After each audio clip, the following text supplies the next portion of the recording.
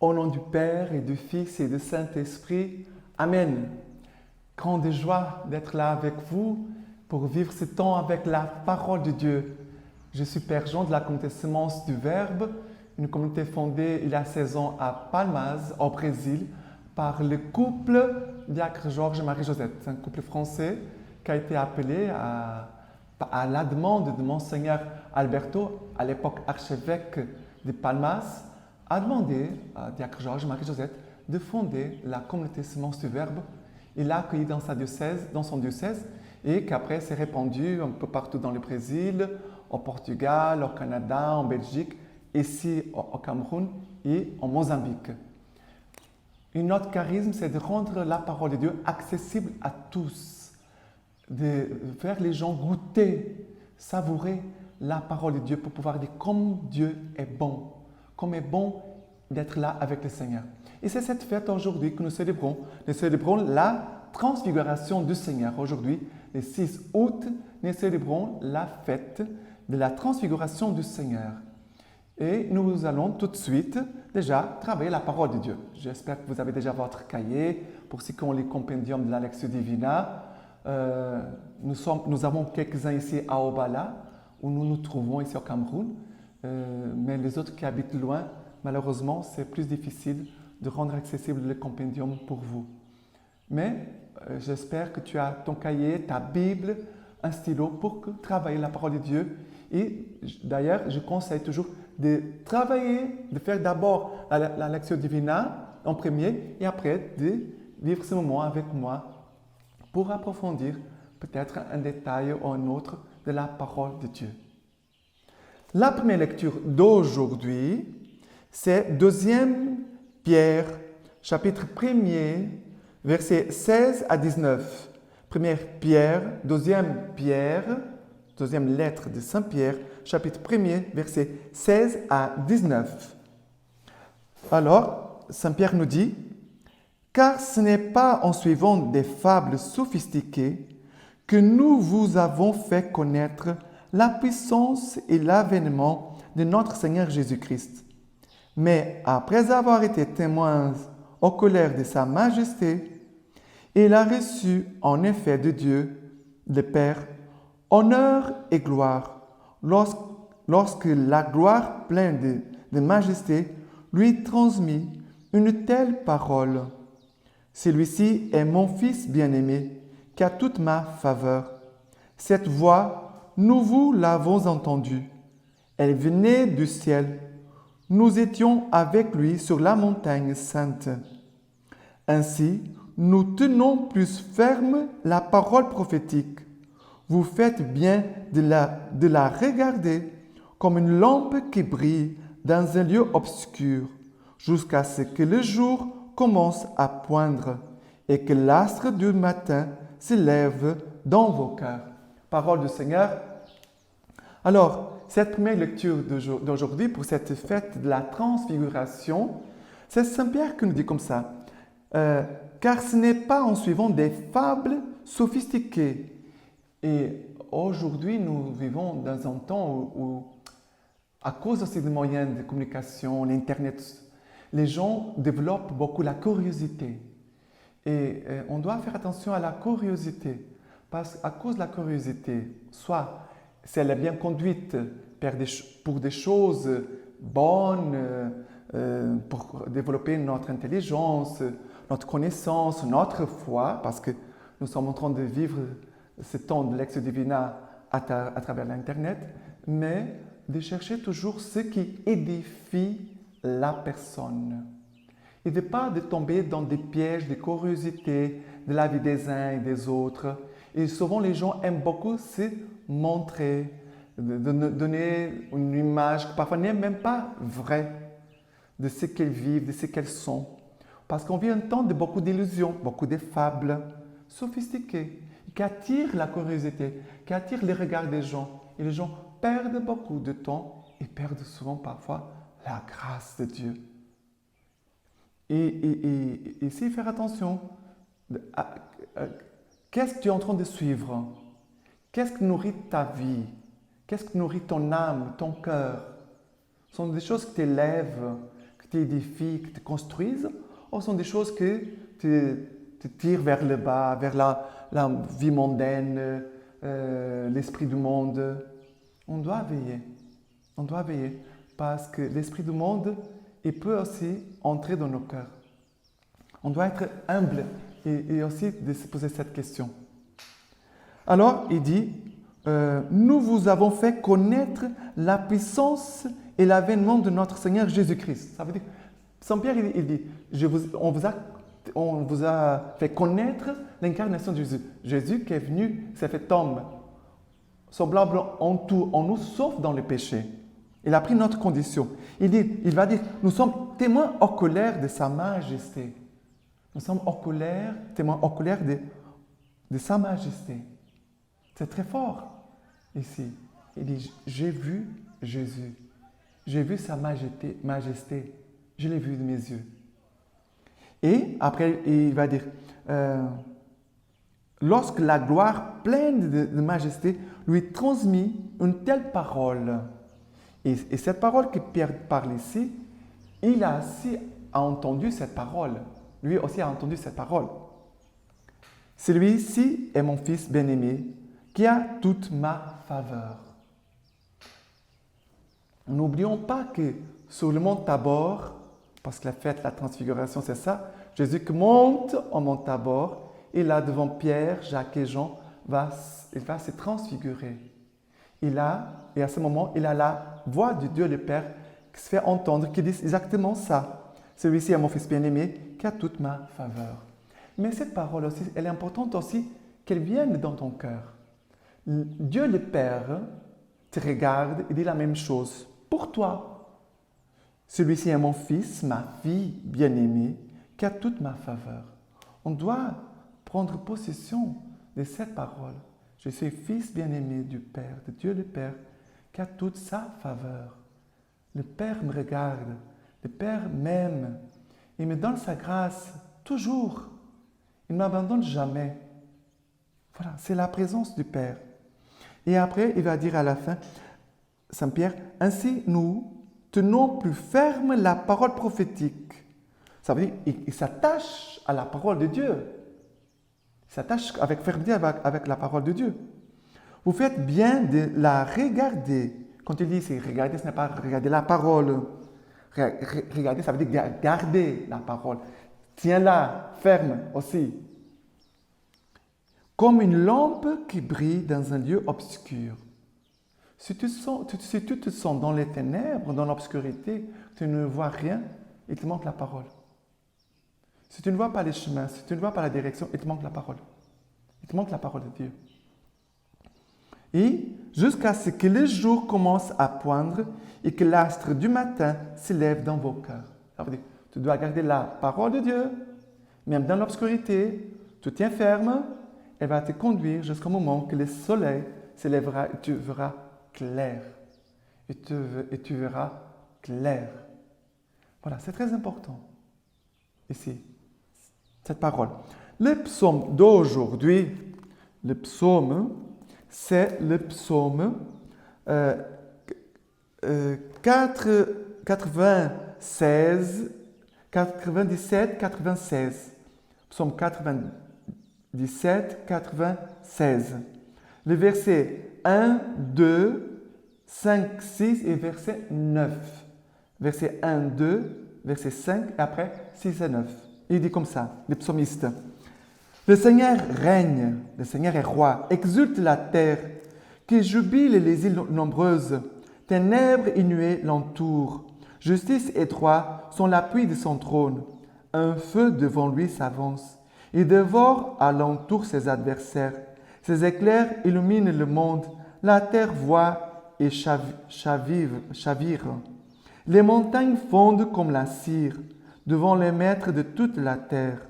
Les cieux proclament sa justice et tous les peuples voient sa gloire. Car toi, tu es le Seigneur, très haut sur toute la terre, surpassant de beaucoup tous les dieux. Écoutez bien ici, nous sommes dans l'Ancien Testament. Ça veut dire que la mentalité, les connaissances que le peuple avait de Dieu, ce n'est pas la même qu'aujourd'hui. Il y a aussi, pourquoi ils disent, surpasse de beaucoup tous les dieux. Parce qu'il avait beaucoup de peuples autour qui avaient des idoles, des dieux, on peut dire des dieux qui sont des idoles, des faux dieux, parce qu'il n'existe qu'un unique et seul Dieu. Il n'existe qu'un unique et seul Dieu. Les dieux d'Israël, les dieux d'Abraham, d'Isaac, de Jacob. C'est Dieu qui est aussi Jésus-Christ.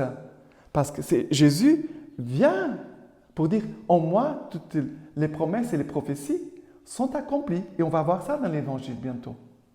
Mais, ici, pour dire que on ne doit pas se laisser perdre par de ces faux dieux, les idoles qui sont autour de nous et qui veulent nous voler de Dieu ou alors veulent voler Dieu de ton âme. Et il dit, le Seigneur est roi, le Seigneur règne. Le Seigneur veut régner dans ta vie. Dieu veut régner dans ta vie. Mais Dieu pourra régner dans ta vie si tu le laisses régner. Si tu ne donnes pas permission à Dieu de te conduire, de gouverner ta vie, et tu dois l'obéir. Tu dois accepter. Sinon, Dieu ne règne pas. Est-ce que Dieu règne dans mes pensées? Est-ce que Dieu règne dans mes yeux? Est-ce que Dieu règne dans mes paroles, dans ma bouche? Est-ce que Dieu règne dans mon cœur, dans mes sentiments? Est-ce que Dieu règne dans mes mains? Est-ce que Dieu règne dans mon corps? Est-ce que Dieu règne dans mon identité? Est-ce que Dieu règne dans mon affectivité? Est-ce que Dieu règne dans ma sexualité? Est-ce que Dieu règne dans ma vie spirituelle? Est-ce que Dieu règne dans mon intelligence, dans ma mémoire, dans ma volonté? C'est très important. Le règne de Dieu commence en moi, commence en toi. C'est là. Dieu règne. Dieu veut établir son royaume. Ok? Voilà, les psaumes d'aujourd'hui. Et par rapport à l'évangile d'aujourd'hui, c'est Matthieu, chapitre 17, versets 1 à 9. Matthieu 17, versets 1 à 9. Voilà, c'est l'évangile de la transfiguration. Il dit comme ça. 6 jours après, Jésus prend avec lui Pierre, Jacques et Jean, son frère, et les amène à l'écart sur une haute montagne. Et il fut transfiguré devant eux. Son visage resplendit comme le soleil, et ses vêtements devinrent blancs comme la lumière. Et voici que leur apparurent Moïse et Élie, qui s'entretenaient avec lui.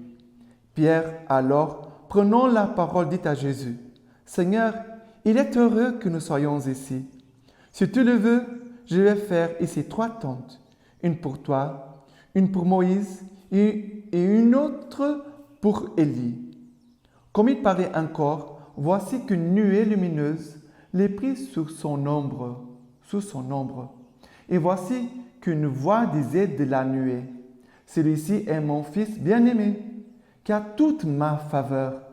Écoutez-le. » À cette voix, les disciples tombèrent sur leurs faces, tout effrayés.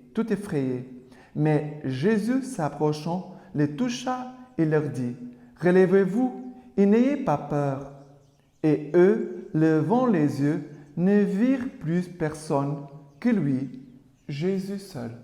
Acclamons la parole du Seigneur. Jésus va prendre avec lui, parmi les 12, on peut dire que Pierre, Jacques et Jean sont les plus intimes. Et Jésus part sur une autre montagne. Jésus n'est pas là, au milieu du village, dans les bruits, dans la confusion, le bazar. Non.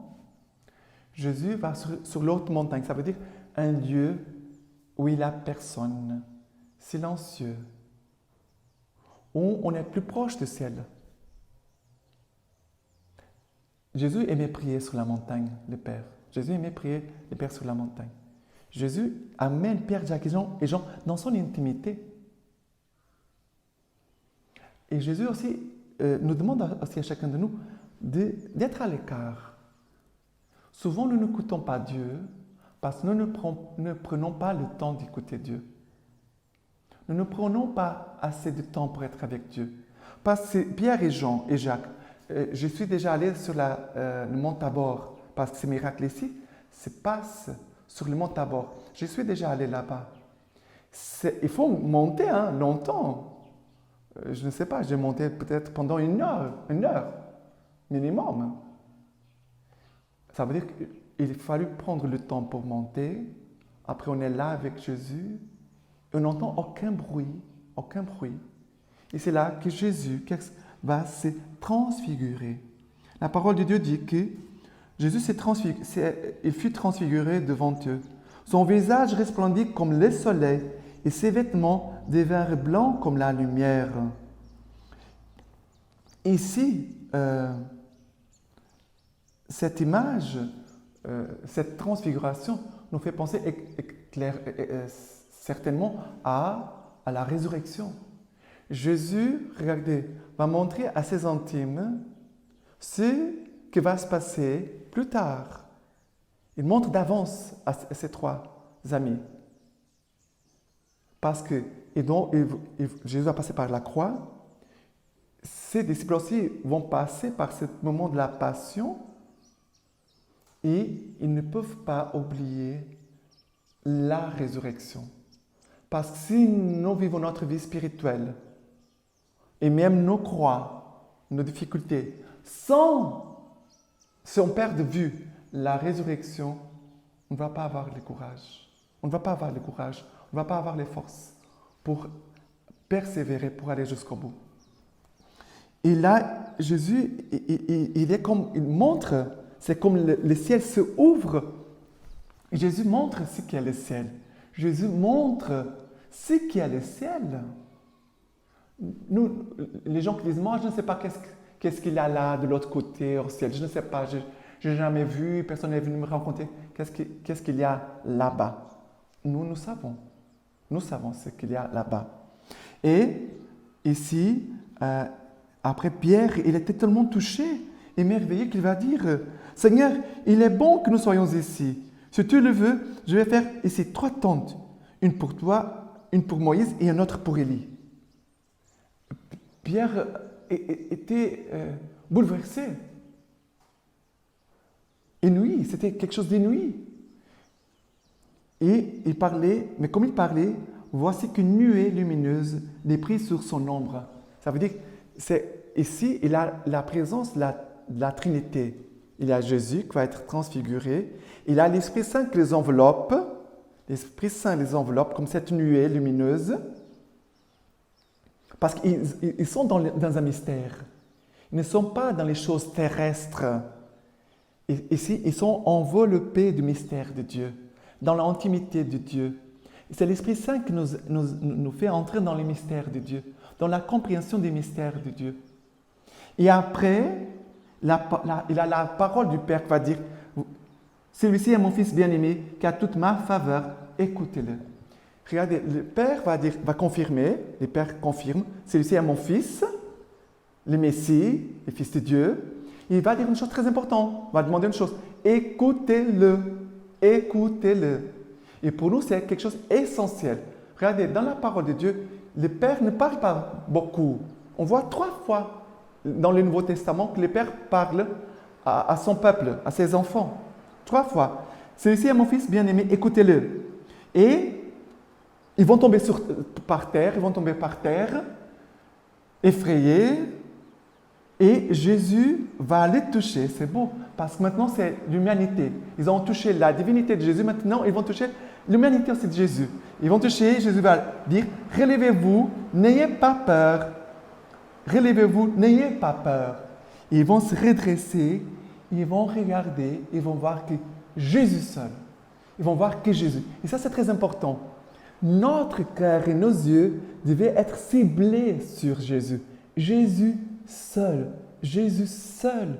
Et souvent, nous sommes dispersés. Nous sommes dispersés par beaucoup de choses. De voir Jésus seul. Ton cœur, tes désirs, ta volonté, Jésus seul. Tourner vers Jésus seul. Et c'est très beau parce que dans cette transfiguration, nous voyons Moïse et Élie. Moïse, c'est celui qui est comme le berger qui a conduit le peuple vers la terre promise. a conduit le peuple vers la terre promise. Et c'est Moïse aussi qui a reçu la loi. La loi que les Juifs, jusqu'à aujourd'hui, gardent la loi. Et Élie, ça montre aussi, voilà, Moïse, c'est comme tous les patriarches, toutes les promesses de Dieu aussi, la loi, tout ce qui a conduit le peuple d'Israël. Et Élie sont tous les prophètes qui ont fait entendre la voix, la parole de Dieu au peuple. Les prophètes écoutaient Dieu, ils transmisent, et après ils allaient transmettre au peuple les paroles de Dieu. Et qui avait aussi comme mission garder le peuple toujours tourné vers Dieu, d'être fidèle à Dieu, de ne pas se perdre dans les feux de Dieu. Parce qu'il y avait aussi toujours des feux de Dieu, des idoles. Ça veut dire qu'à travers Moïse et Élie, c'est tout l'Ancien Testament qui est là présent. Tout l'Ancien Testament montre Jésus. Tout l'Ancien Testament est tourné vers Jésus. Pour celui qui allait venir, pour sauver et racheter le peuple de ses péchés, pour rassembler les brebis dispersées d'Israël et pour le ramener vers le salut, la vie éternelle, la résurrection. C'est magnifique. C'est très, très, très beau, magnifique. Et de voir aussi Pierre qui dit, Seigneur, comme c'est bon d'être là. Comme c'est bon d'être là avec toi. Seigneur, comme c'est bon. Écouter la parole de Dieu ne doit pas être pour nous un fardeau. La vie de prière, la vie spirituelle ne doit pas être un fardeau. Saint Jean-Marie Vianney dit qu'il y a des gens qui, quand ils vont prier, ne savent pas ce qu'ils vont dire. Mais quand ils vont rencontrer des amis, ils savent ce qu'ils vont dire. Il y a aussi Saint Jean-Marie Vianney qui dit il y a des gens, quand ils vont prier, ils sont très pressés. Comme quelqu'un qui a une pierre dans la chaussure et qui veut l'enlever tout de suite. Pour nous, ne doit pas être comme ça. Et je voulais vous lire un petit texte sur la transfiguration. C'est de saint Athanase, évêque du Sinaï. Et le titre, c'est « Il nous est bon d'être ici ». C'est une homélie sur la transfiguration. Jésus montra ces mystères à ses disciples sur le mont Tabor. Il les avait entretenus de son règne et de son deuxième avènement dans la gloire.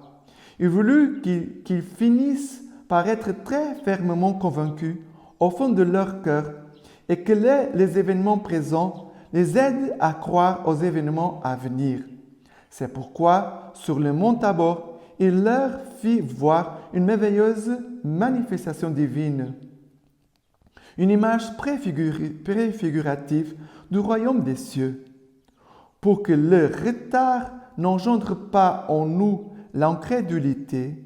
Dès maintenant, immédiatement, vraiment, je vous le dis, il y en a parmi ceux qui sont ici qui ne connaîtront pas la mort avant qu'ils ne voient venir le Fils de l'homme dans la gloire de son Père.